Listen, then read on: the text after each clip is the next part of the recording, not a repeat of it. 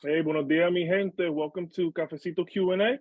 20 minutes with the most impactful people in the Puerto Rican small business ecosystem. My name is Joel Berrocal with the National Puerto Rican Chamber of Commerce, and today we have a nice conversation all set for you.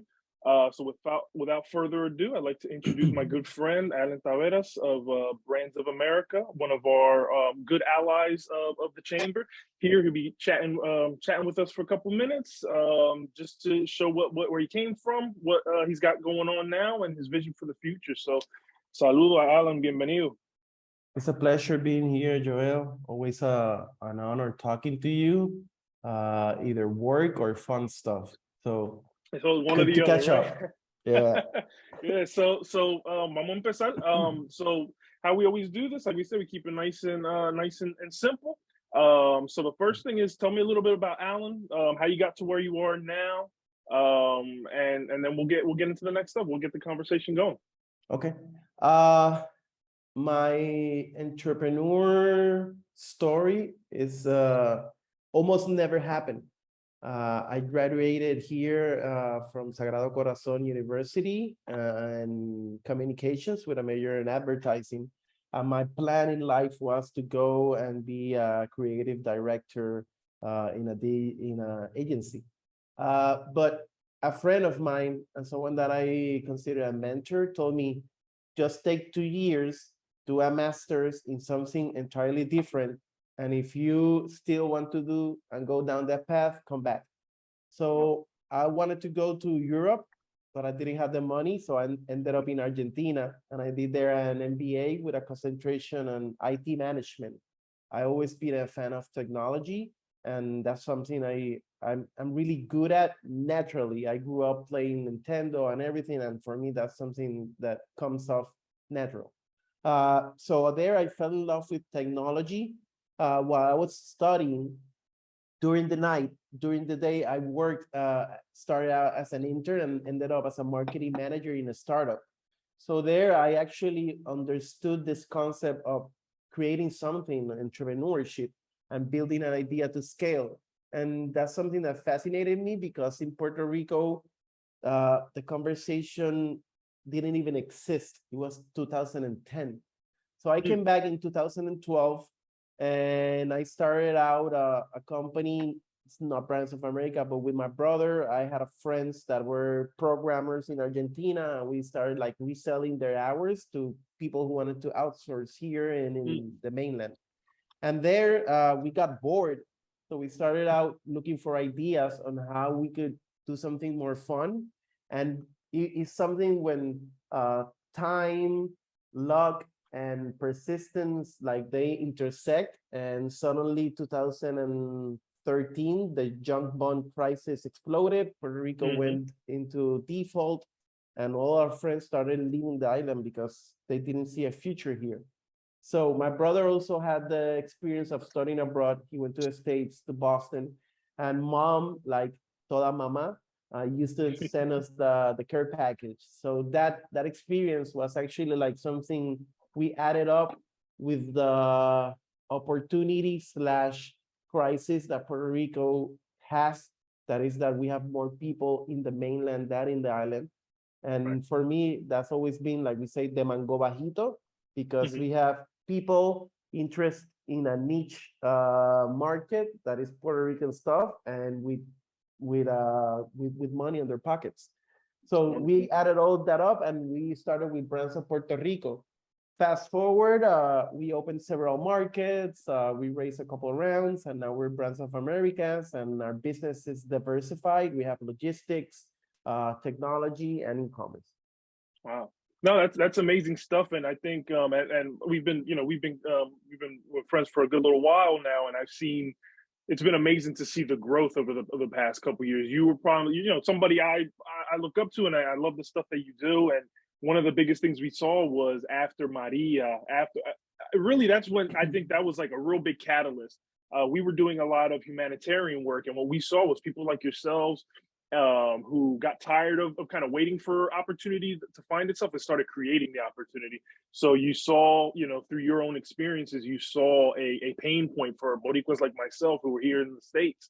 who are looking for those things, looking to support, looking to be consumers of Puerto Rican products, goods, and services and stuff like that. And you created that, and it was cool to see how you started out with Brands of Puerto Rico, and then you grew, and you had the fulfillment center, and now Brands of Puerto Rico is actually one of your subsidiaries, and you're branching out globally. Like, it's just amazing to see. So so how's everything? You kind of alluded to it a little bit, but in the current state, how are things at Brands? I know you have tremendous growth, just a whole lot. There's so much stuff you could probably go on for hours talking about all the stuff you guys got going on, honestly. Yeah, with something that is curious about our business is every time there's a crisis, there is a terremoto, huracán, COVID, we explode. And it's that that accessibility that we bring people to the things that they love from back home and connect them to the culture. So COVID for us was a huge hit and made us grew exponentially. After that, a lot of non-CPGs, consumer packaged goods organizations started to see us as an outlet. For example, we started working out last year with the Olympic Committee. And that was something great because COVID made us like this Latino supermarket.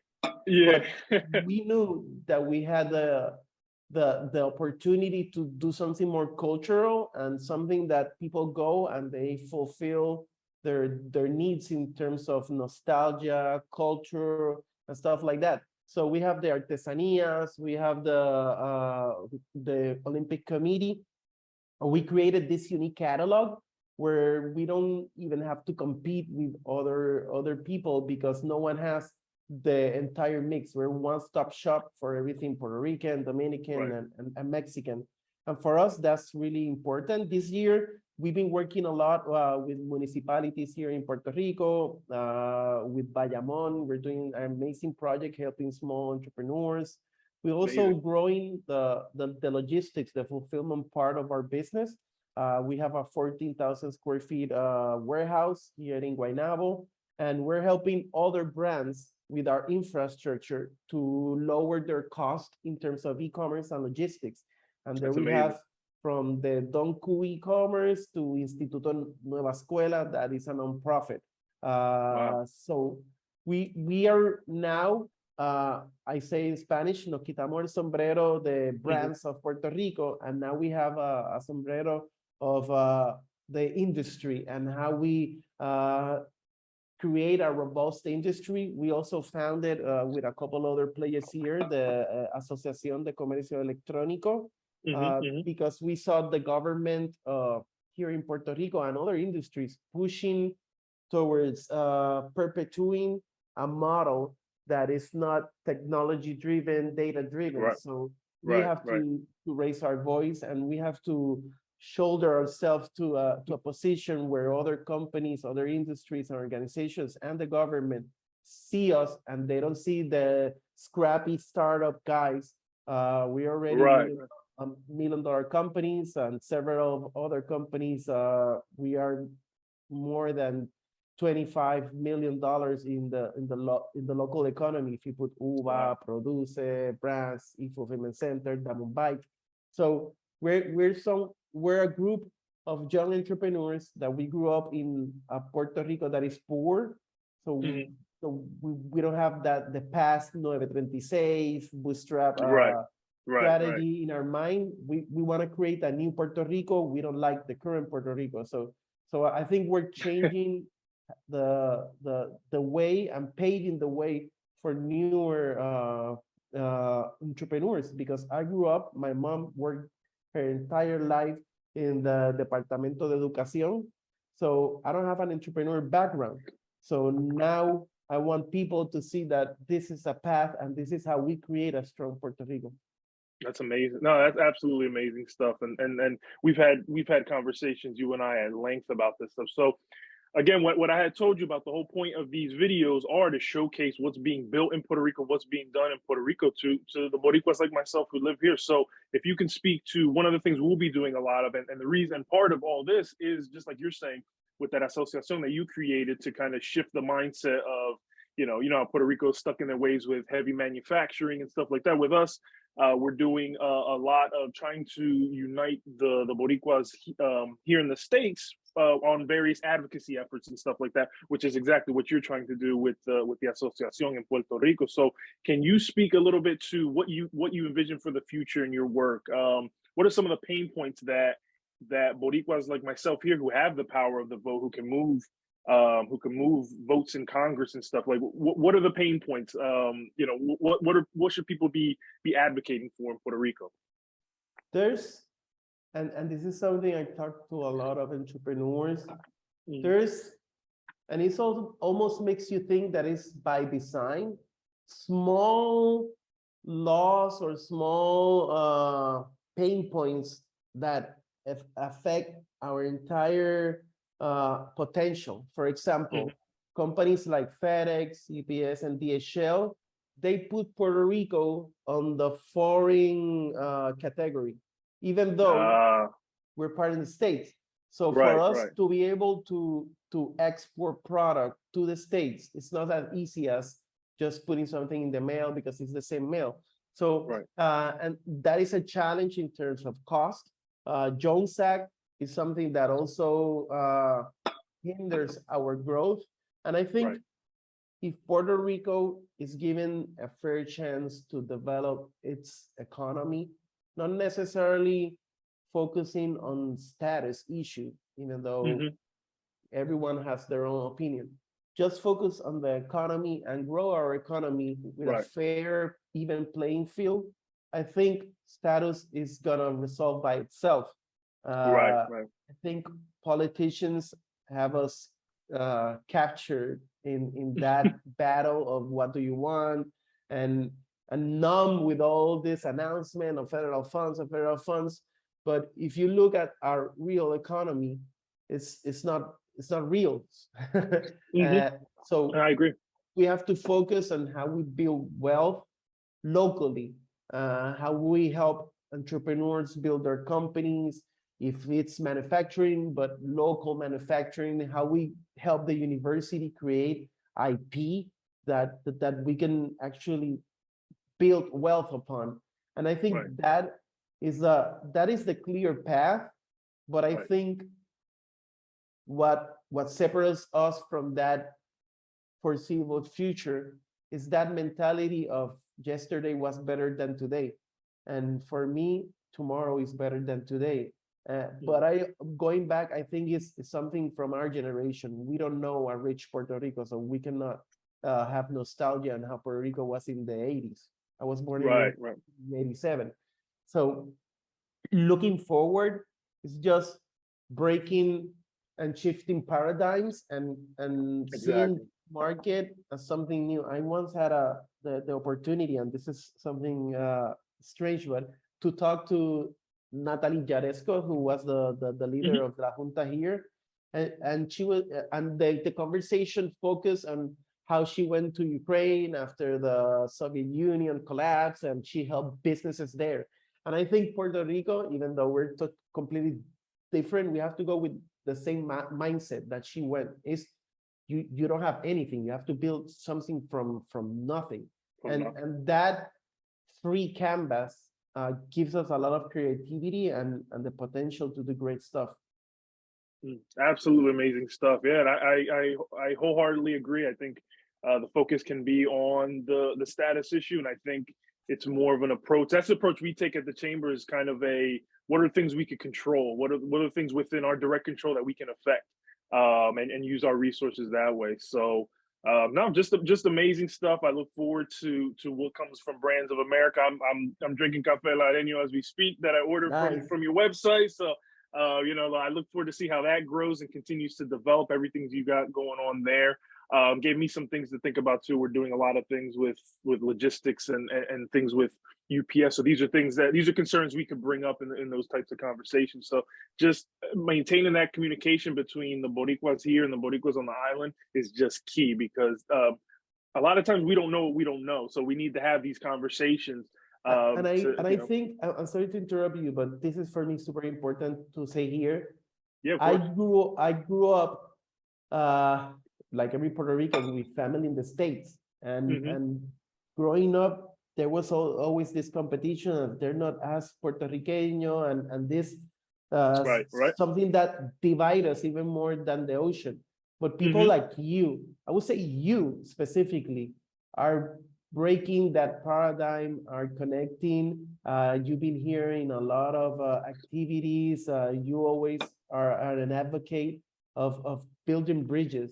And I Yeah. think in the diaspora or the Puerto Ricans in the States front, also here in Puerto Rico, we need advocates and we need evangelists on breaking that old mentality and just Right. building bridges. So I want to take my hat off, and I always, everywhere I go, I say Joel is the guy that is bringing that down. If my kids grew up and they don't think that their cousins in the States are less Puerto Ricans, it's because of people like you.